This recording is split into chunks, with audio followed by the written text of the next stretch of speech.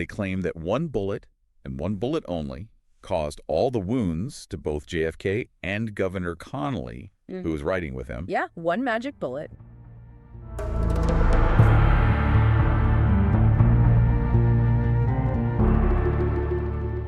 You're listening to the Untold American Podcast, hosted by Dean and Jess.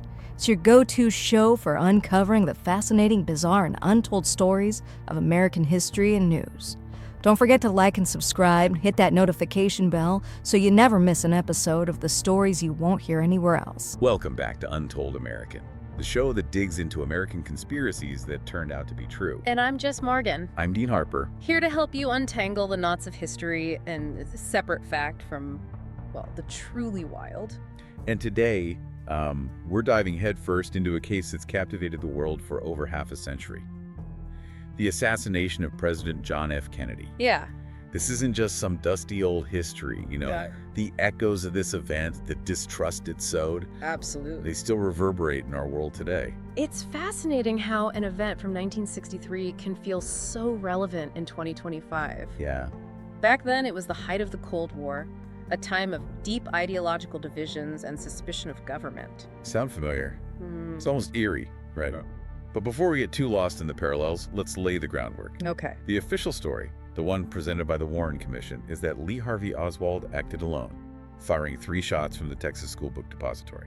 Seems straightforward enough, except when you start pulling at the threads, things get a lot more complicated. Okay, so let's unpack this. Okay. The Warren Commission was really insistent on this idea called the single bullet theory. Yeah. Basically, they claimed that one bullet, and one bullet only, caused all the wounds to both JFK and Governor Connally, who was riding with him. Yeah, one magic bullet. One magic bullet. It supposedly hit JFK in the back, exited through his throat, then went on to hit Connally, breaking his wrist, and then lodging in his thigh. Right. You can see why people raise an eyebrow at this one, right? Oh, absolutely. Yeah. I mean, imagine you're on the jury. Okay. This bullet, CE 399, goes through all that and somehow comes out practically pristine. Right. Doesn't really add up, does it? No. Plus, for this theory to even work, the bullet would have had to make some pretty sharp turns, defying the basic laws of physics. Exactly. And then there's the fact that some witnesses reported hearing shots coming from different directions, not just the book depository. Right. Some claimed they heard shots coming from this grassy knoll overlooking the motorcade. Immediately, people started asking, was there a second shooter? Ah, yes, the grassy knoll. Grassy knoll. The birthplace of 1,000 conspiracy theories. Right. It's almost as if the lack of a clear answer created a vacuum that speculation rushed to fill. It's human nature, isn't it? We crave explanations, especially when something so shocking and senseless occurs. Yeah. And when those explanations aren't readily available, we tend to create our own. And speaking of conflicting accounts, we can't forget Dr. Charles Crenshaw, Right. one of the doctors who treated JFK at Parkland Hospital. Uh-huh. He testified that the president's throat wound looked more like an entry wound than an exit wound, directly challenging the Warren Commission's claim that all the shots came from behind. It's a crucial detail because it throws the whole official narrative into question. Yeah. If the throat wound was an entry wound, then where did that fatal headshot come from? Exactly.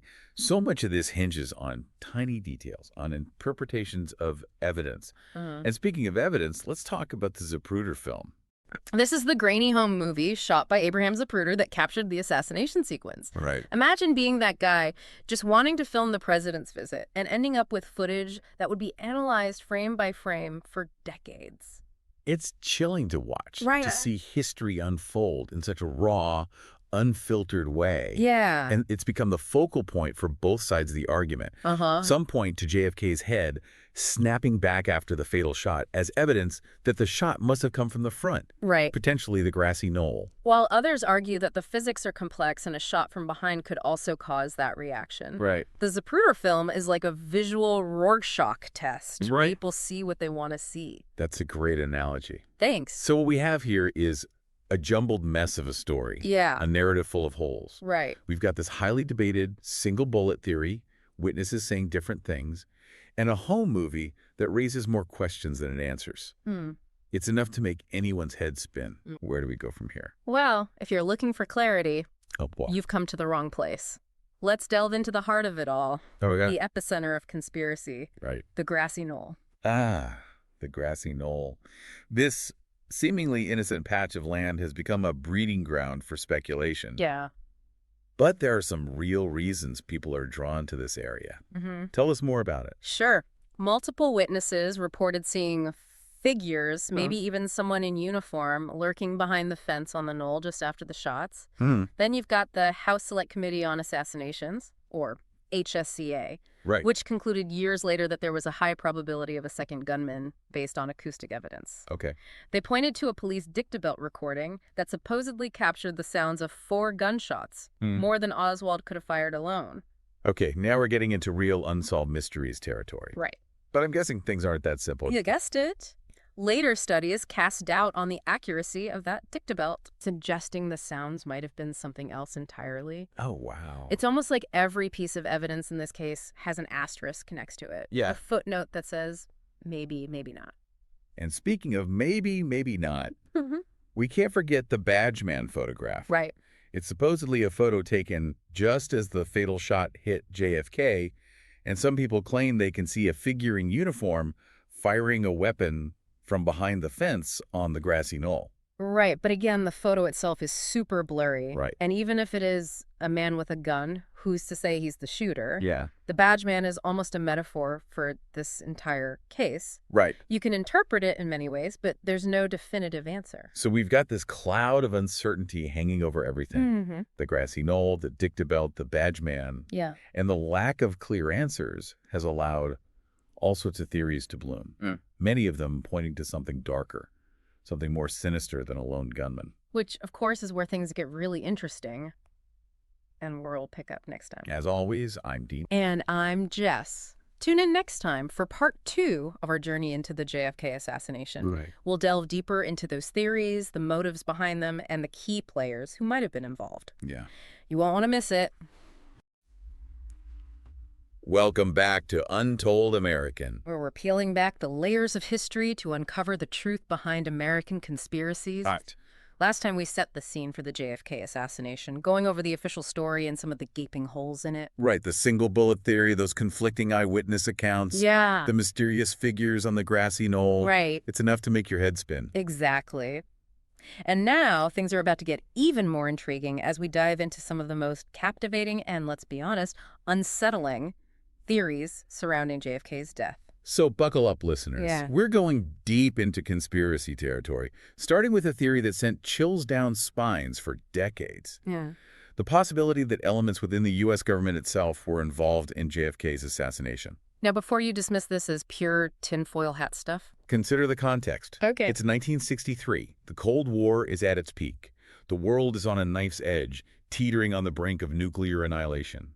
JFK is this young, charismatic president who's challenging the status, pushing for peace with the Soviet Union, and trying to rein in the power of the CIA. He's rocking the boat, making powerful enemies within the very system he's supposed to lead. Right. And let's not forget his clashes with the CIA over the Bay of Pigs invasion. Oh, yeah. That botched attempt to overthrow Castro in Cuba, JFK was furious. Yeah. He felt misled and betrayed by the intelligence community, and he reportedly vowed to dismantle parts of the CIA. Imagine the kind of animosity that would breed within those agencies. Right. These are people accustomed to operating in the shadows, wielding immense power and influence.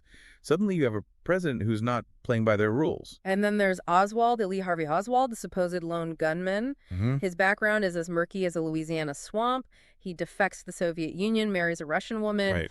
then, just as easily, returns to the U.S. It's almost too perfect, too convenient. Right. Was he a patsy?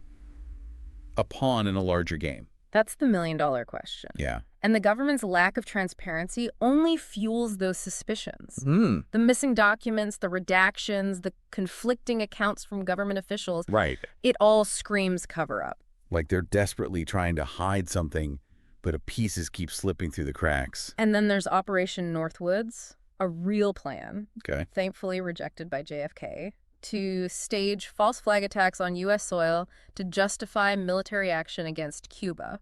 Wow. Basically, they were going to create fake terrorist attacks and blame them on Cuba to drum up public support for war. Wow. That's chilling. Right. It shows just how far some people were willing to go to achieve their objectives, even if it meant sacrificing innocent American lives. Yeah. And it makes you wonder what else they might have been capable of. Right. It plants this seed of doubt in your mind. Yeah. If they were willing to consider something as extreme as Operation Northwoods, what else might they have been involved in? Okay, so we've got the government angle, Okay.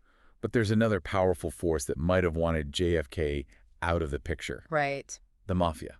The Kennedys went after the mob like no other administration before them. They ramped up investigations, prosecutions, wiretaps, the whole 9 yards. Figures like Sam Giancana, Carlos Marcello. Right. These are powerful mob bosses who weren't used to being pushed around. They had thrived under previous administrations, enjoying cozy relationships with politicians and law enforcement.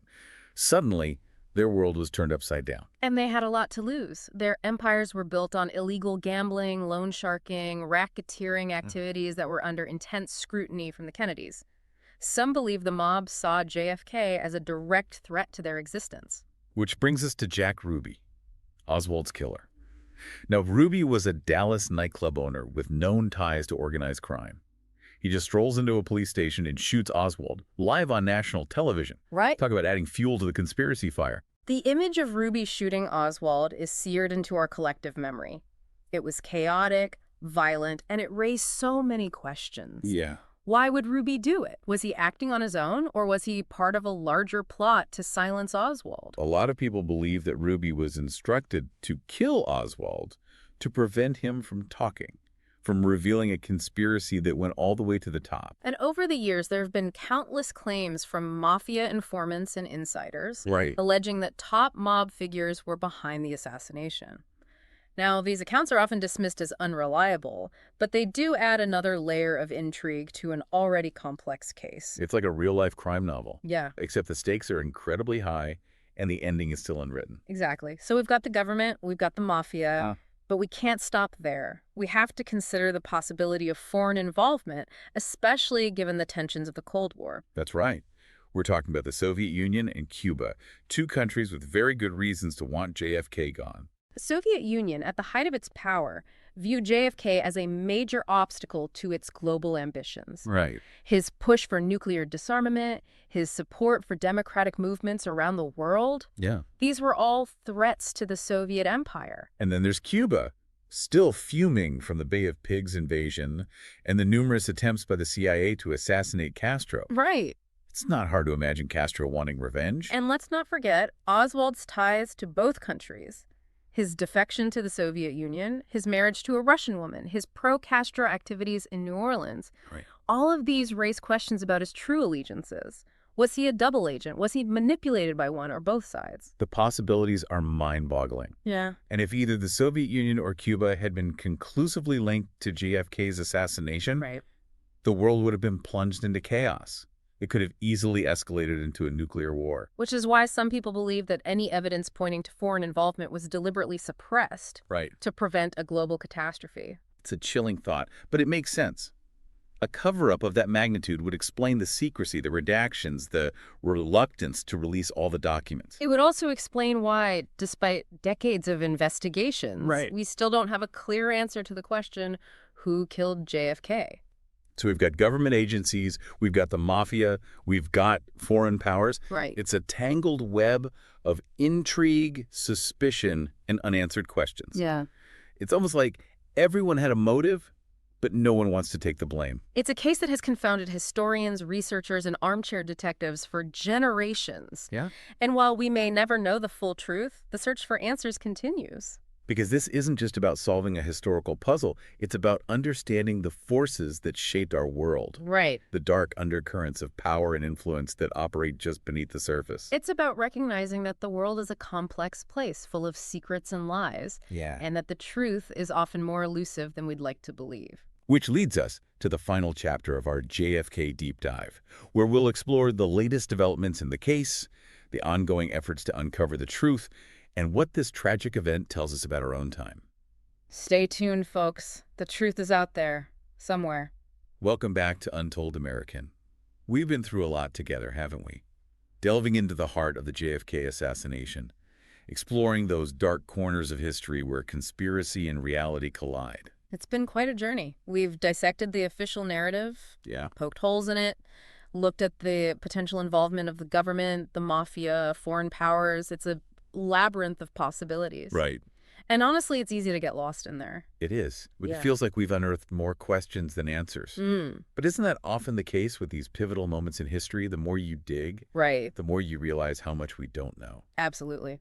And with the JFK assassination, there are so many layers of obfuscation, so much information that's been withheld or manipulated over the years. It's hard to have faith in any one version of events when you feel like you're not getting the full picture. Right. Like we're looking at a puzzle where half the pieces are missing, Yeah, and some of the ones we do have might be from a completely different puzzle. exactly. But that doesn't mean we should give up on the search for truth. In fact, there are reasons to be optimistic. New technologies are emerging that allow us to re-examine the evidence with fresh eyes. We have forensic techniques that weren't even imaginable back in 1963. Like what? Think about digital tools for enhancing images, analyzing audio recordings, Right. even recreating the crime scene in 3D. That's fascinating. So we're not just stuck with the grainy photos and limited technology of the past. Right. We can actually go back and potentially uncover new clues, new insights that might have been missed before. Precisely. And there's also a growing movement for transparency. More and more people are demanding access to all the government files related to the assassination. The unredacted truth, no matter how uncomfortable it may be. That kind of public pressure can be a powerful force for change. And it has yielded some results. Just a few years ago, a trove of previously classified JFK files was released. It wasn't everything, but it did offer some tantalizing clues and re-energized research efforts. It's like someone's shown a flashlight into a dark room. Right. And even though we can't see everything clearly, we can at least make out some of the shapes, see the potential for more to be revealed. So maybe the complete picture isn't as far out of reach as we thought. Maybe not. And it's important to remember that the JFK assassination wasn't just a tragedy for one man and his family. It was a trauma that shook the entire nation, that fractured our sense of innocence and sowed seeds of distress that still linger today. That's a really important point. It wasn't just about JFK. It was about the loss of faith in our institutions, in the idea that our leaders had our best interests at heart. And those feelings haven't gone away. If anything, they've been amplified in our current political climate. Absolutely. Look at how information is weaponized today, how truth is constantly being challenged and manipulated. Right. It's almost as if we're living in a world shaped by the shadows of that fateful day in Dallas. So what can we learn from all of this, from this deep dive into the JFK assassination, the conspiracies, the cover-ups, the enduring mystery of it all? I think the biggest takeaway is the importance of critical thinking. We can't just accept things at face value no matter who's telling the story. We have to question authority, demand evidence, and be willing to connect the dots ourselves. And never stop searching for the truth. Even when it's hidden in plain sight, even when it leads down a rabbit hole of conspiracy and intrigue. Because at the end of the day, that's what this is all about. The pursuit of truth, the desire to understand our past, to make sense of the present, and maybe, just maybe, to create a better future. As always, I'm Dean. And I'm Jess. Tune in next time for another Untold American story. Until then, keep asking questions, keep digging, and never stop believing that the truth is out there somewhere. This has been the Untold American Podcast with Dean and Jess. Thanks for tuning in. We hope you enjoyed exploring these untold stories with us. Be sure to like, subscribe, and share this episode. Don't forget to leave a review. Your support helps us uncover even more fascinating stories. Until next time, stay curious and keep discovering America's untold